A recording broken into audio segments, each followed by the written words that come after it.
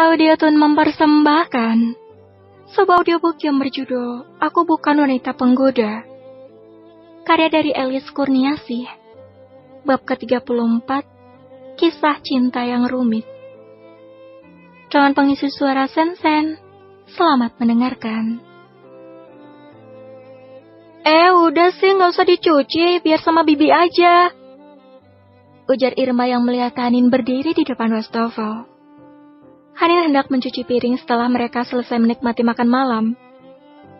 Gak apa-apa kali, cuma nyuci piring doang, jawab Hanin yang tetap membersihkan piring itu dari sisa-sisa makanan.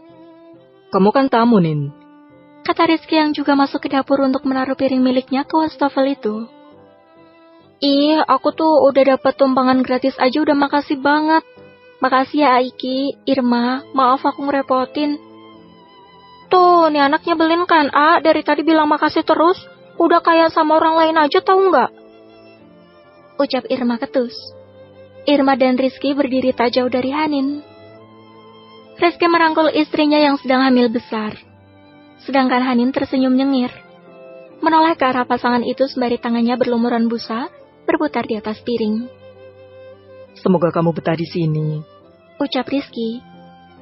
Betah kok, soalnya di sini banyak makanan.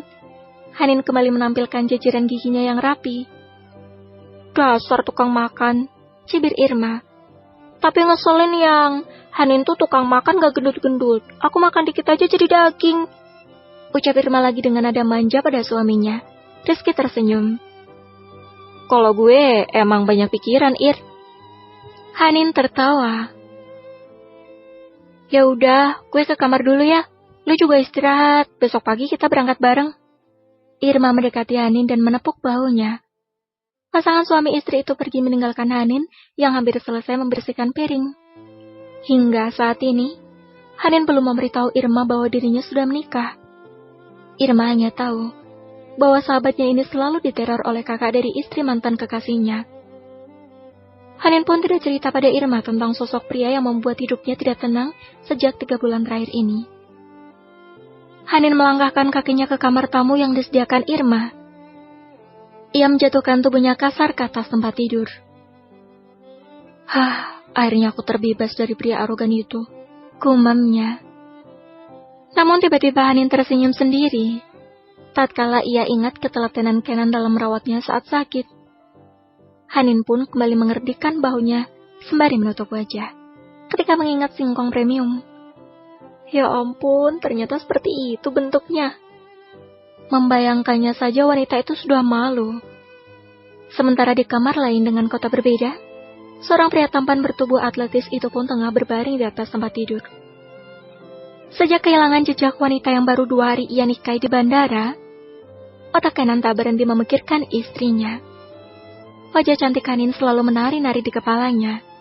Belum lagi ekspresi lucu Hanin yang membuat Kenan mengulas senyum seperti sekarang.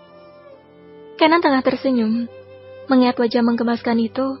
Kemudian ia bergegas mencari ponselnya dan menekan nomor Vicky. Panggilan telepon Kenan belum juga diangkat oleh asistennya itu. Halo.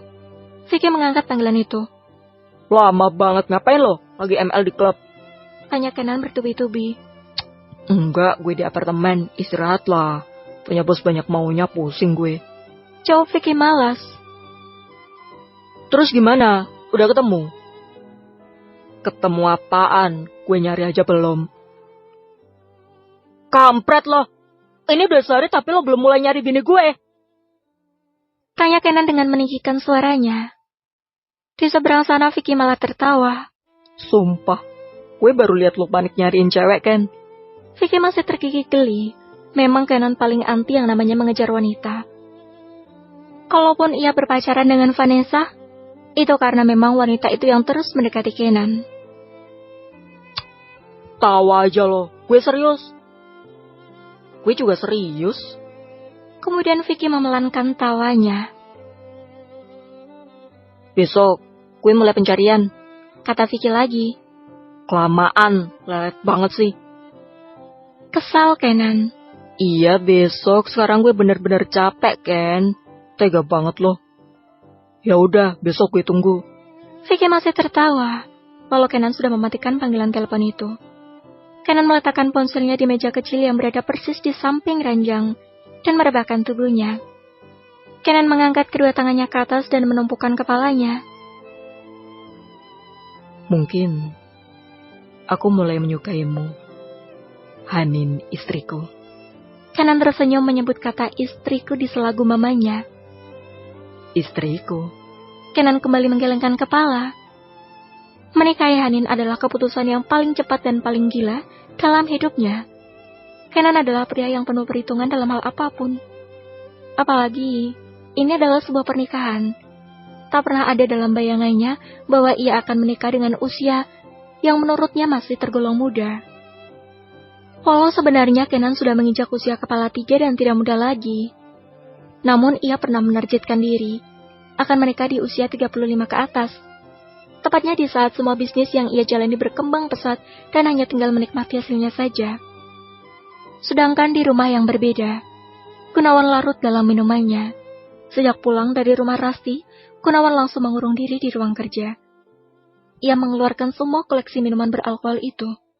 Hati Gunawan sesak saat kakak ipar sekaligus sahabat yang sudah tak lagi menjadi sahabat itu menegaskan bahwa dirinya telah menikahi Hanin, gadis yang masih ada dalam hatinya. Ia sadar bahwa Kenan memang tidak bisa dilawan. Ia pun sadar bahwa ia memang telah sangat menyakiti adik kesayangan Kenan. Aku benar-benar sudah tidak bisa lagi meraihmu, Han. Gumam Gunawan meletakkan kepala pada meja kerjanya dengan derayan air mata.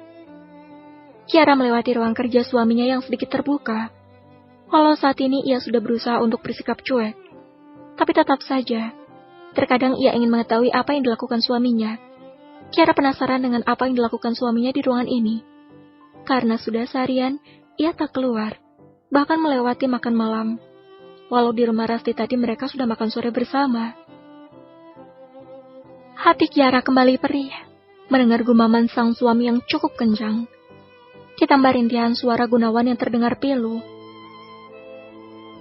Kamu sangat mencintai wanita itu, Mas. Lirik Kiara dan mencoba untuk tersenyum. Ia menghapus jejak air mata yang mengalir begitu saja di pipinya yang mulus. Kiara melangkahkan kakinya ke kamar dan mengambil selembar kertas yang ia simpan di dalam lemari. Sebuah kertas yang pernah Gunawan berikan untuknya. Tapi ia bersikeras untuk tidak menandatangani kertas itu. Kiara mengambil pulpen dan membubuhi tanda tangannya di atas kertas itu. Ia pun semakin yakin untuk berpisah dari sang suami. Meski saat ini Gunawan tak lagi menyinggung tentang perceraian, namun sepertinya Kiara sudah ikhlas melepaskan pria yang lebih dari 4 tahun menjadi suaminya. Keempat insan ini tengah bergelut dengan pikirannya masing-masing. Hanin dan Kenan yang membayangkan bagaimana pernikahannya nanti, serta Gunawan yang larut dalam kesedihan. Dan Kiara yang sudah memantapkan keputusan. Ditambah satu insan lagi yang tengah merenung di sebuah kamar apartemennya. Pria yang masih menaruh cinta yang besar pada Kiara, dan ingin segera merebut adik kesayangan Kenan itu jika ada kesempatan. Sungguh, kisah cinta yang rumit. Kelima orang ini terjebak dalam satu lingkaran. Namun, tidak tahu siapa di antara mereka yang akan keluar sendirian tanpa pasangan. Bersambung. Terima kasih sudah mendengarkan.